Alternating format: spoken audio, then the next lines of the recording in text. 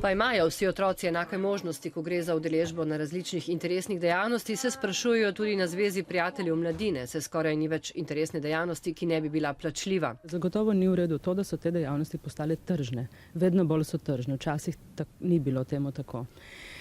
Po drugi strani pa vem tudi, da je nekaj dejavnosti tudi take,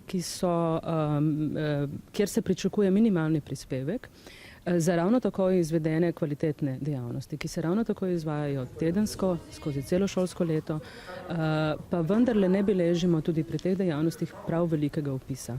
Finančni položaj družine tako ni odločilen, ko gre za vpis na neko interesno dejavnost, saj so na voljo tudi takšne, ki so brezplačne in prav tako kvalitetne. Pogosto ne drži, da višja cena pomeni tudi višjo kakovost. Imajo pa po večini vsi vsaj športni klubi imajo zelo veliko posluha za otroke, tako da jih precej vzame tudi otroke, ki nimajo možnosti plačila. Ne?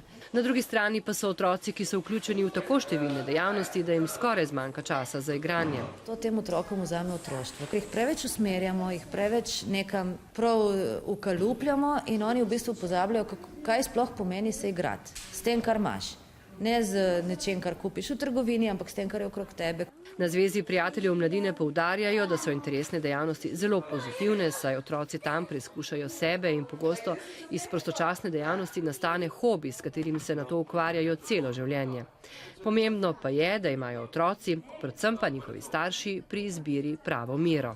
Preveč dejavnosti takrat, ko je otrok preutrujen, ko nima časa za šolske stvari, za naloge in za učenje, katero je prva njihova zadolžitev in naloga, ko ni več motiviran za udeležbo, da bi še hodil na te dejavnosti in ko nima časa za igro. Zdrava mera usmerjenih dejavnosti, da bo otroštvo ostalo razigrano in ustvarjalno, predvsem pa dejavnosti ne smejo služiti krpanju starševske slabe vesti, ker so predolgo v službi in jim nato zmanjka časa za otroke.